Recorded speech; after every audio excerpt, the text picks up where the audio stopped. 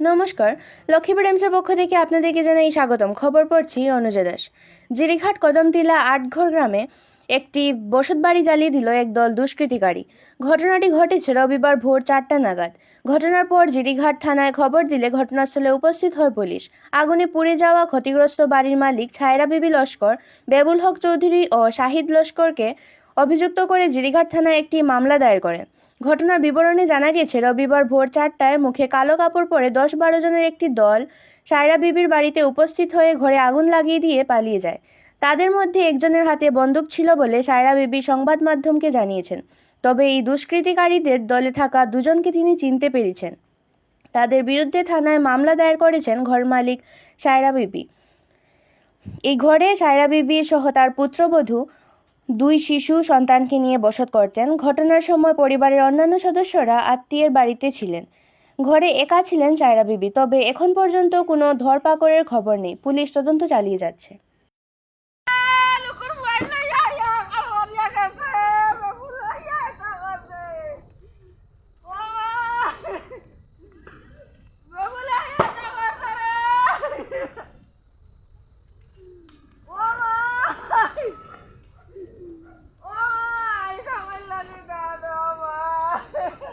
নাম সারা বিবি।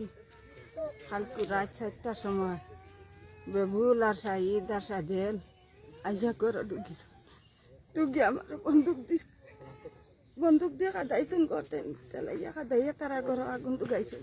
ছেলে বাড়িতে আসলো না, সকালে আইছে। ছেলের বউ আসলো না, সকালে আইছে। তারা বারে বা করছেন, বা করি আইলে নাগা মানুষ আসেন লগে।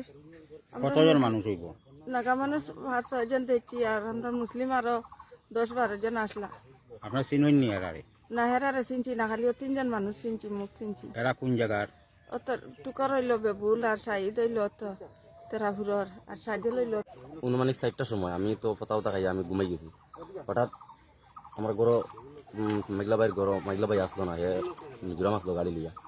তো হে আজকে আবার কথা আসলো, শুনছি যে রাস্তাতে একটা গাড়ি খারাপ হয়ে গেছে, লাগে আইতে পারবে না। তার বউ আসলো, তার মাসি শাশুড়ির ঘর। সকালে 4টার সময় তাইও খাইয়া ঘুমাইছে, আমিও খাইয়া ঘুমাইছি। হঠাৎ শুনছি হাল্লা যেটা, আর শোনার পরে আমি আইছি। আবার পরে দেখি ঘর দাও দাও করে আগুন জ্বলে, তাই নো ফালানি রয়েছে। তাই আমি জিজ্ঞাসা তোমার খেয়ে মারছে? তাই খালি একটা কথা কইছে যে আমার তো বেগুলি মারছে। পরে আমি আর এখানে দাঁড়াইছি না, ঘর শেষ হয়ে যায় জ্বলিয়া দেখিয়া।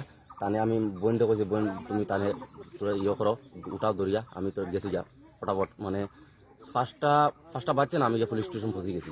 পৌঁছার পরে তারারে আমি খবর দিছি। খবর দেওয়ার পরে তারা কইছে একটু দাঁড়াও, ম্যাডাম উঠুক, ম্যাডাম উঠে যাইব। তো বাক্কার সময় দাঁড়াইছি, দাঁড়ানোর পরে ম্যাডাম আইসে আইয়া সব কিছু ট্রিটমেন্ট লইয়া গেছে। মারও লইছে, আমারও লইছে, বা গ্রামের 2-4 জনের কাছ থেকে লইছে ট্রিটমেন্ট লইয়া। তারা গেছে গিয়া, যাওয়ার পরে আমার কইছে একটা এফআইআর দিবার লাগি। তো এফআইআরটা এখন আমি রেডি করছি, এখন লইয়া যাই। কেমন ক্ষতি হয়েছে? ঘরের ভিতরে কি কি জিনিস আছে? ঘরের ভিতরে তো সম্পূর্ণ যেটা কিছু আসলো মোটামুটি সব শেষ। আর তার লগে বিশেষ করে আমরা কোনো জাতের লাইট নাই।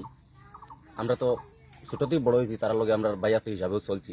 এই কারণটা করলো যে, এই কারণটার উদ্দেশ্য মেইন আমি কিছু ধরতে পারছি না, যার কারণে আমি সবার কাছে, দেশবাসীর কাছে সম্পূর্ণ দায়ী তারেও মনে করি, আর বিচারটা আমি চাই।